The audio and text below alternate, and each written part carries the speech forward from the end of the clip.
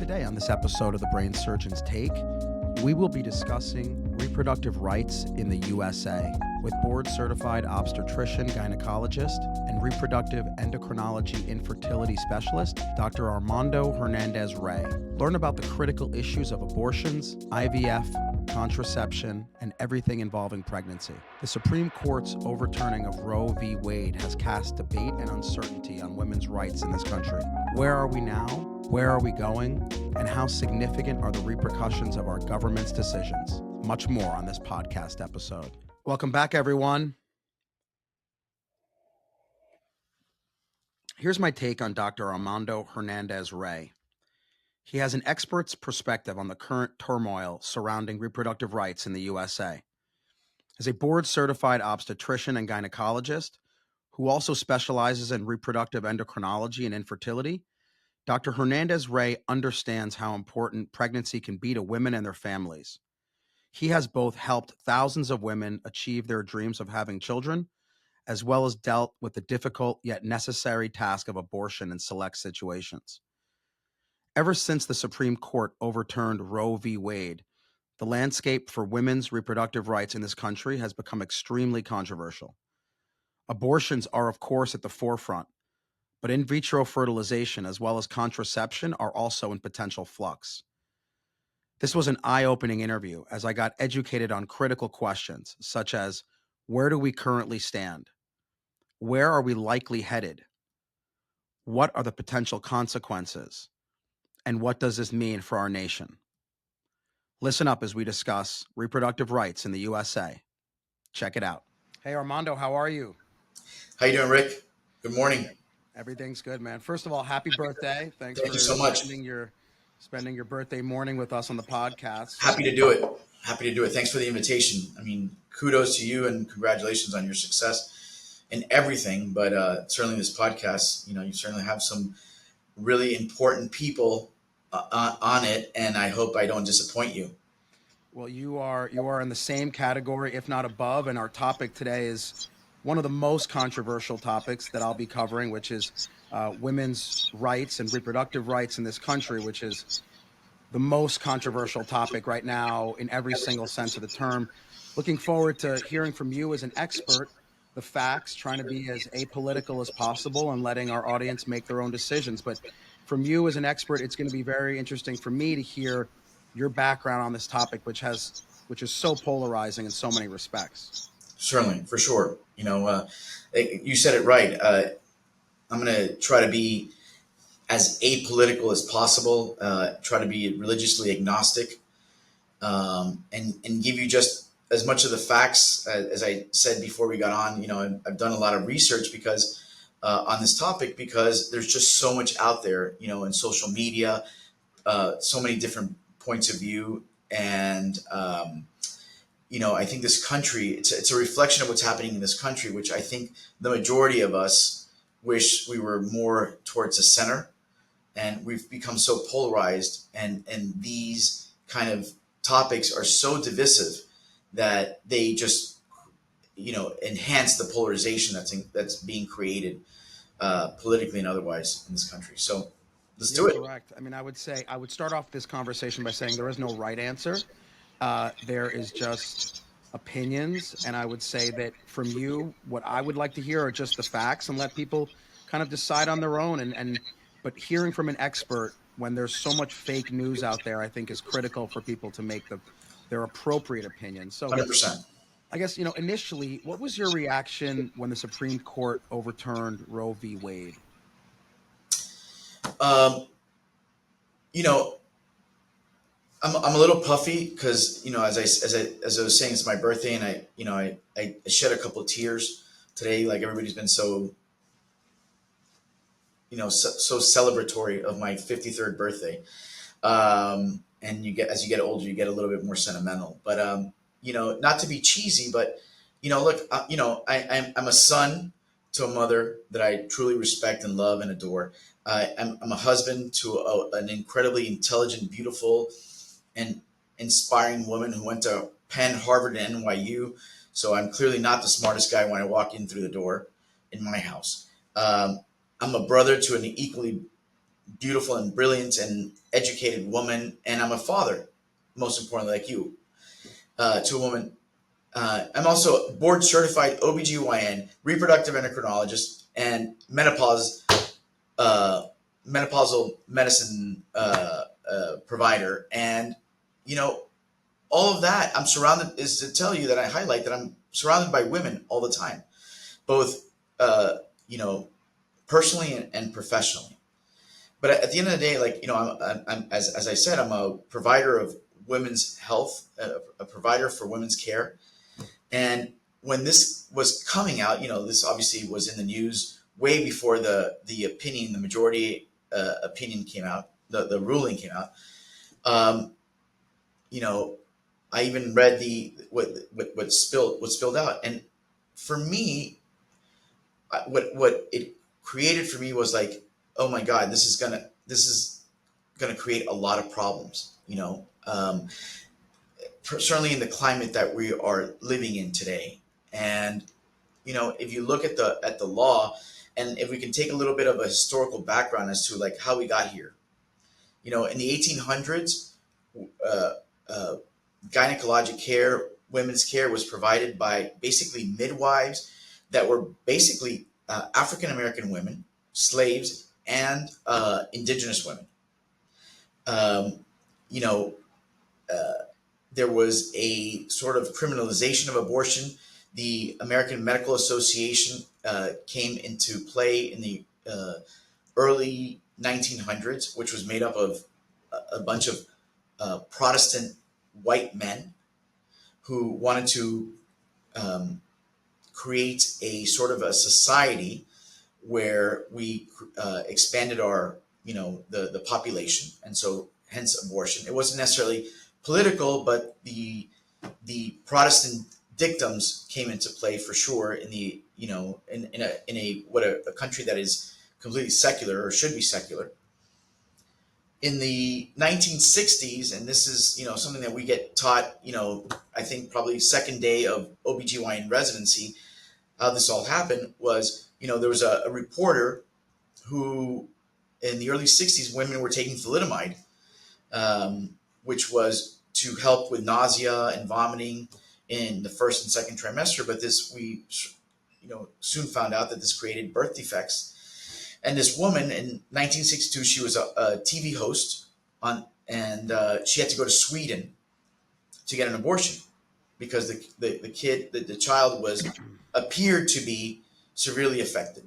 Back then we didn't have ultrasound, so the determination was not clear, and so based on the premise that the child could be affected because of the evidence that we had on thalidomide, she went to Sweden and she took a whole TV crew with her to Sweden to get an abortion.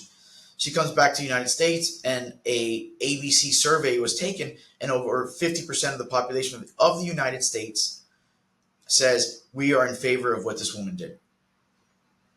In California, a couple of OBGYNs were practicing abortions on the heels of what happened with thalidomide babies, and they get placed in jail. And then finally, you know, the four states, I believe they're Alaska, Hawaii, Washington, and New York, created state laws that banned abortion. That allowed abortions.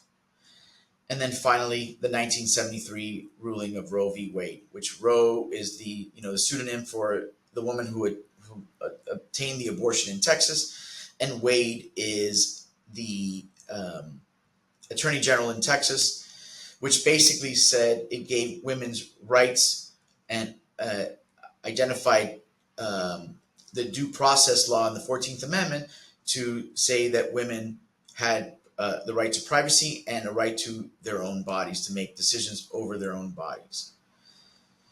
So that's where we are today. You know, Why do you feel like it was overturned after 50 years of being part of our country's fabric? um, you know, look, politically, I don't think that there's anything wrong with, our government was created. It's a republic, and a republic is, you know, the way that it's structured. It's okay to bring the law back to the states to make decisions. Um, Again, we're trying to be as apolitical as possible. There is a conservative majority in the Supreme Court, and you can say whatever you want to say, but the reality is that it's the will of the people. And whether it's federally, there's certainly a lot of precedents for federal laws that have been brought down to the state, like the Clean Air Act, the voting laws, and other employment laws that were initially federal, and the federal government sets a precedent, sets a mandate, a structure, and then it says we no longer have to rule over this, and we can bring it down to the state. And um, whether you want to be on the left or on the right, the Supreme Court justices are very constitutional, and they said this is something that should be brought down to the state law. And the hullabaloo has been created because it's such a polarizing situation. Women have been second class citizens, for many years, and finally they have obtained the rights that they clearly deserve. And this world and this country is going to be taken over by women, as you and I both know. And as we're seeing now, this created a big spectacle in the media. But what we're seeing now in the states, that initially there was 17 states banned abortion, but now, particularly in Florida, now we have Amendment 4, which is clearly, from everything that I've read in preparing for this podcast and my interview with you, is going to be, the abortion laws are going to be overturned because Amendment 4 is definitively going to win in the state of Florida. And it's going to happen throughout the other states that have banned this. I truly believe. Let's talk about the Florida ban, which recently they put in a 6-week abortion ban. Just so people understand, our listeners, how restrictive is that? In essentially, what percentage of pregnancies are discovered in the first 6 weeks? It's a very small percentage. Incredibly small. Let's take into consideration all of the different situations that can happen for your listeners who may or may not have been in situations like this. There are women who have something called polycystic ovarian syndrome, who have irregular cycles, so they're not tracking their cycles. Women who are not trying to get pregnant and have unprotected intercourse, situations of rape. Only in my world are we very, obsessive compulsive about when a woman is pregnant, for the obvious reasons. But very, very few women know that they're pregnant until after 6 weeks. So to answer your question, it's an oppressive, it's nonsensical. It doesn't make any sense whatsoever for this ban.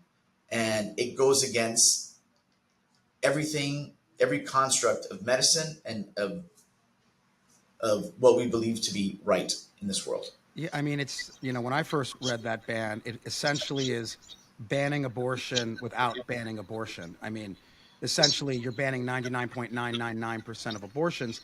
And the other thing that I wanted your opinion about is, should at the very least abortions be allowed in every state in circumstances, as you mentioned, rape, incest, and when the mother is at health risk? Those, to me, as a doctor, seem non-negotiable. And whether or not your state votes for abortions, if you've had incest, rape, or maternal health issues, abortion should be allowed regardless of the state. I don't know what your opinion is on that.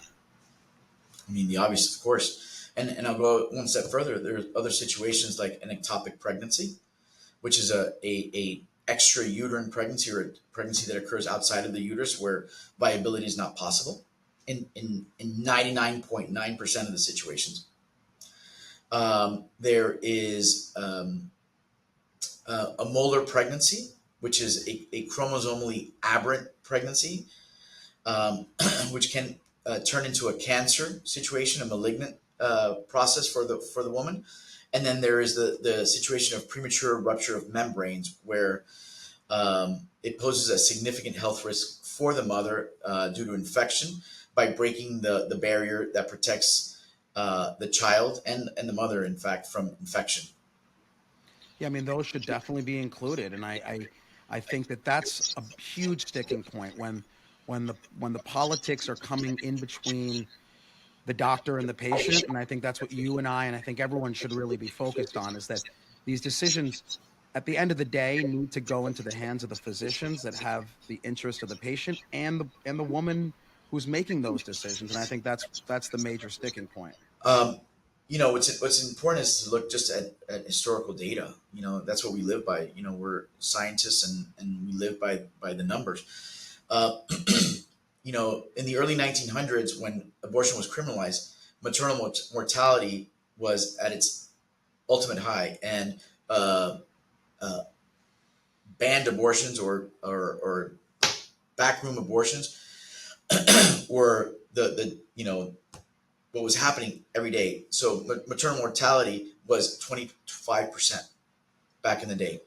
After Roe v. Wade, planned legal abortions, maternal mortality was at 0.5%. It's common sense. We're looking for the betterment of women, the health of women, of the child. There are situations where are fatal, non-viable um, um, chromosomal abnormalities that um, you know are not compatible with life. I want to get into that in 1 second because what you brought up was a great point, and experts have said from the very beginning that banning abortion will not stop abortions. It will only prevent the safe ones from occurring. Women will still get the unsafe and dangerous abortions if they really want it. Whether you ban it or not, they're still going to get abortions, just unsafely. Do you agree with that? 100%. Look, you know, um, not to inject my religious views on this. It's like your child. Like, you can tell your child, don't do this, don't do this, but ultimately they're not going to listen most of the time. Sometimes they will, and sometimes they won't. I can make a decision as a provider, as an OBGYN, that I wouldn't do an abortion. I wouldn't have an abortion. I wouldn't have my partner have an abortion. But it doesn't mean that my religious beliefs should impact what the care of a patient. And people don't always necessarily believe exactly what you believe. And so, yes, absolutely, people are going to do what they feel is right, whether you, as a provider, believe it's right or not. And ultimately, this is a surgical procedure that is, you know, um, uh, at risk for multiple complications, whether it's infection, bleeding, or uh, other medical complications that can occur. And if it's done not under a supervised, controlled situation, bad things are going to happen. What about the use of medications such as mifepristone? They've also discussed having the FDA rescind its use for abortions. What are your thoughts on that? I think that mifepristone, the use of mifepristone, and other abortifacients, as they're called, thankfully, uh, there have been a lot of laws that have been passed down that say, like, this is a non-negotiable, and thankfully, everybody seems to agree. So mifepristone is here to stay. It's very effective, uh, and thankfully, it is one tool or another arrow in the quiver that OBGYNs will have to be able to use in situations that require it. Yeah, I mean, thankfully that'll be available. What about the racial and financial inequalities that many people say will be exacerbated by having abortions be decided by the states? And by that I mean that currently many of the states that ban abortions completely are states where a lot of minorities live, where there are a lot of poor populations. Um, in the technically in the South, a lot of them. What happens to those inequalities when you have patients that can't travel? that maybe aren't as educated, and these minorities are stuck in states where they can't get abortions? Is it only going to exacerbate that difference between classes? Yes, yes, it will. I mean, the CDC, regardless, independent of this topic, has published multiple opinions, articles, in all of the medical literature that says, healthcare is pegged to your zip code, and I think abortion are going to follow that same situation. There are a few people, or a small minority, that can have the means to travel outside of the state. For example, in Florida, some of my patients are having to go to Washington D.C., to New York to get abortions, where when there's some chromosomal aberration that has been diagnosed beyond the 6 week mark. We can't say that in situations in the Sun Belt, where the indices of poverty are extremely high, certainly much higher than they are here in South Florida. So that must be really difficult. So, patients for you who need an abortion for whatever reason after 6 weeks, even though it's in their best interest, they know it's in their best interest, you're the provider, you, of course, have to send them elsewhere to get an abortion. There's no other option, right? There's nothing else that you can recommend for them. Not legally, not in the state of Florida. No, no. Wow. I mean, you have to consider that, some of the things, and again, in preparing for this podcast, uh, my what I do on a daily basis is infertility medicine, and so I don't perform abortions, and the major everybody that comes to see me is trying to get pregnant. And so some of the things that you don't realize, like the nuances, are, what are situations where chromosomal aberrations could happen. So, for example, I literally had this occur to me uh, 10 days ago. This is a patient who did IVF, staunch Catholic. She did IVF. She did not do genetic testing on the embryos. We transferred an embryo. She gets pregnant at around 16 weeks. She realizes through amniocentesis that it is a trisomy 18. Trisomy 18 is a chromosomal aberration, an addition of the 18th chromosome that in general is compatible with life up to a certain extent. She was never going to abort. The child eventually was born and passed at 9 months after delivery. The majority of patients do not want to go through that when we know that this is not something that is compatible with a reasonable life expectancy. Yeah. That's I would say very those are tough. very difficult situations. And Very difficult situation. I'll ask you, if you were governor of Florida, what type of regulations would you put on abortion? I hope I'm never governor of Florida, to be honest with you. Um, but I think that the regulations, that's air quotes, that were put in place with Roe v. Wade are common sense. I mean, God, guys, isn't this what we want in this world? It's just common sense legislation. Like, we don't want government to legislate healthcare. And government steps in ways that are inappropriate. But in the case of Roe v. Wade, in the first trimester, it was entirely left up to the patient. She had complete right. In the second trimester, the patient still maintained her right, only in certain situations where it was,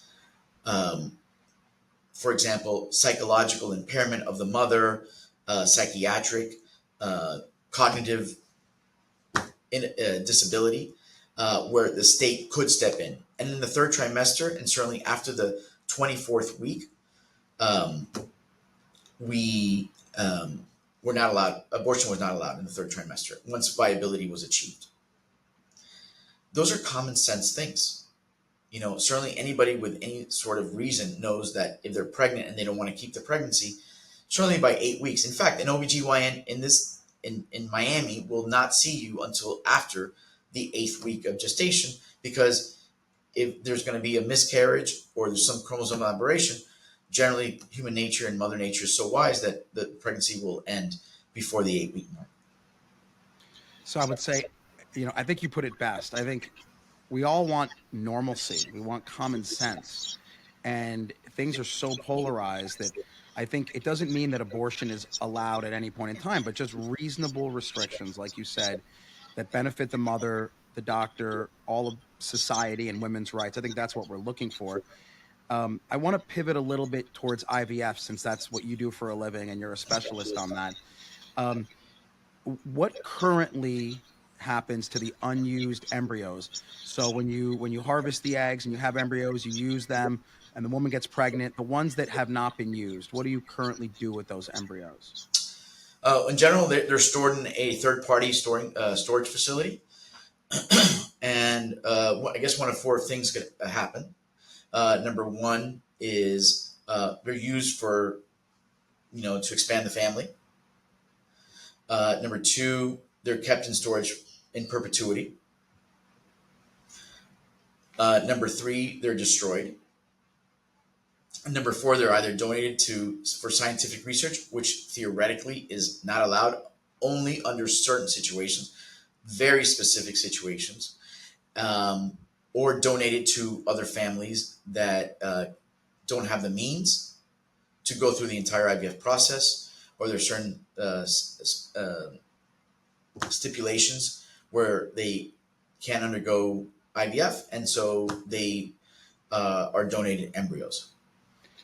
There has been talk with the Roe v. Wade being overturned that potentially IVF could be banned in this country or severely limited.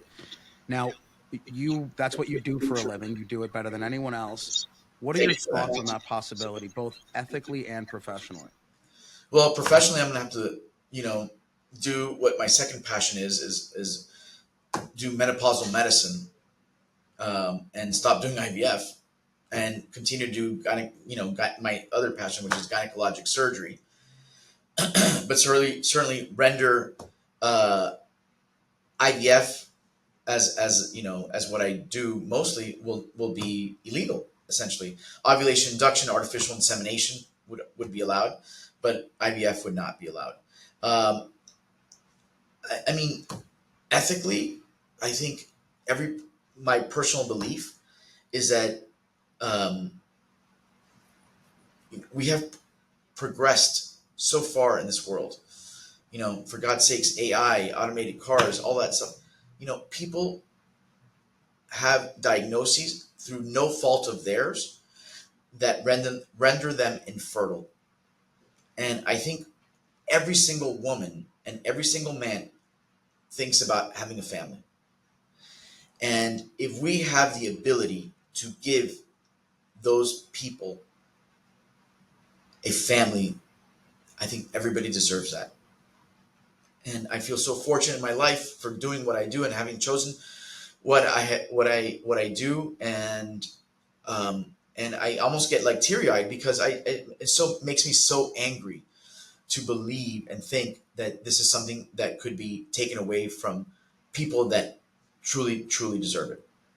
Yeah, I mean, the idea that you would vilify such an act of goodness that you get to do on a daily basis, which is create life, expand families, and to have, whether it's political, the government, whatever you want to call it, to have that act vilified and made illegal as if you were trying to hurt someone, to me seems crazy. And I think that, what would you do if a woman wanted to get pregnant in Florida and she needed IVF, which is not a small percentage of people? Now you're talking about everyone has to go out of state. I mean, it's just a ludicrous situation that hopefully I'd will move. get. I'd move to like, I didn't even think about this. But I think I would probably move to St. Kitts or some beautiful island somewhere and just open up another uh, IVF lab. I I bet mean, you'd be, honestly, I like bet it you'd be just busy within 5 minutes. for sure. Um, it's certainly less traffic for sure. Yeah. But yeah, I mean, look, think about it. Like, you know, these laws are, we're a secular country, and yet these laws are surrounding religious beliefs. There's no other way about it. And, you know, says the guy who grew up and went to an all boy Jesuit high school, who I adore and love and speak to all my friends. And I, you know, am Catholic, but the beliefs are that, you know, conception should not occur outside of the body. And again, I want to be as agnostic as possible religiously, but that's where they stem from. But ultimately, you know, religious beliefs should focus on the health and well-being of the person. And you know, I have patients who are 32 years old who are perimenopausal. That's not normal. Yet we can help these patients, and these patients should deserve to be mothers and fathers. Let me ask you the one of the crazier ideas that's coming down the pipeline, but honestly, nothing really surprises me these days, is the thought that contraception could be limited or banned in this country. I know that most people think that's not a possibility, but again, having seen what goes on in the political world in this country, nothing's really impossible. What are your thoughts on that craziness? Um, I mean, to be honest with you, like it's a moot point. It's just silly. It's not going to happen. It will never happen. Um, I don't know if somebody who put that out there is pandering to the right, to the extreme right. Um, but it's absolute nonsense. I mean, just absolute nonsense. I mean, I'd Okay, rather spend that's what time on other things. that's what I wanted to hear, because I mean, it just had that come out 10 years ago, you'd be like, whatever. But in this day and age, I don't put anything past any politician on either side. So I mean, that it could be presented as a bill. I don't doubt it. Like I would not be surprised. But that it would get any traction, I honestly, it would be silly to even ponder that. yeah, I mean, I would, amen, and I hope that's the case. And by the way, I'm sorry to interrupt you, but like, you know, going back to your point about IVF, and you know, guys, this happened in Alabama. LePage versus, you know, Alabama and the Center for Reproduction in Alabama, in Mobile, Alabama, and they put a ban on IVF because they gave personhood to embryos, uh, and gave personhood to something that was extra uterine or outside of the uterus in a cryo tank. After somebody, you know, destroyed some embryos that were created. Like, and if you look at and you read the majority opinion, there is scripture cited as one of the reasonings for that opinion. Thankfully, you know, cooler has prevailed, and they overturned that, or they put a ban on that, or a stop gap, or whatever you want to legalese term you want to put on it. Thankfully. So, last question, Armando. I know you got a busy day, and so do I. What are your thoughts on the current state of women's rights in this country when it comes to pregnancy? Are we moving in the right direction? And ultimately, do you think that women should be responsible for and in control of their own bodies? I think we're moving in the right direction. I think there's a blip in the radar. Um, you know, we hit a speed bump with all of this Roe v. Wade. I think honestly, just looking at it from, you know, the 100 feet view of this, I think the political pundits made a bigger deal out of this than it deserves. On the right and on the left, right? So I don't see any reason why it can't get moved to the state, you know, from a Supreme Court situation or a view. I think that the right took hold of this and, you know, enacted policies that will eventually get overturned because thankfully common sense will prevail, like it will after November 2nd or 3rd in Florida with Amendment 4.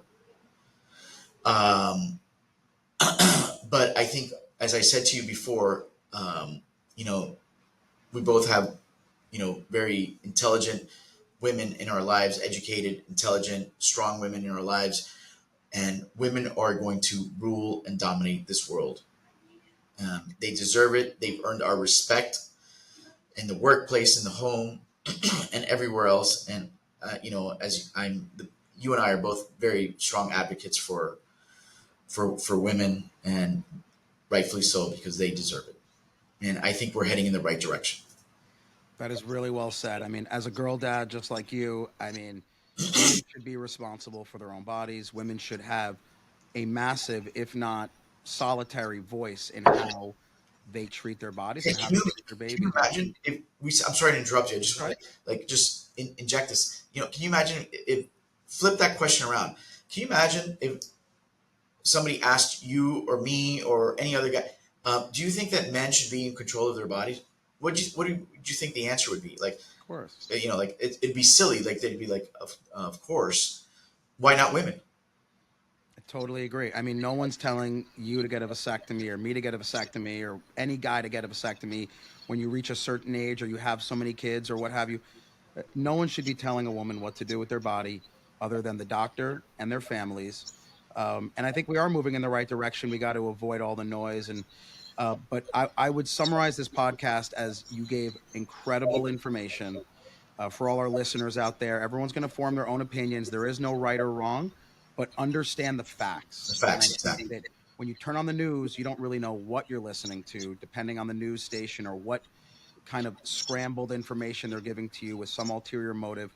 So I appreciate you coming out with data and facts and letting people form their own opinions once they have the real facts. Listen, I really appreciate uh, the invitation. I think it was a very important topic. Um, in preparation for this podcast, I truly learned a lot, from a legal standpoint, things that you don't even think about. And it was eye opening. And thank you for the opportunity. It's really a pleasure and an honor to be on this podcast. And it's on your birthday, buddy. Happy Thanks, man. birthday, man. It's a All the pleasure, and best. I'm sure we'll be talking soon. I appreciate your time. All right. Enjoy Thank you your so birthday. much. Thank you so much. Take care. Bye bye.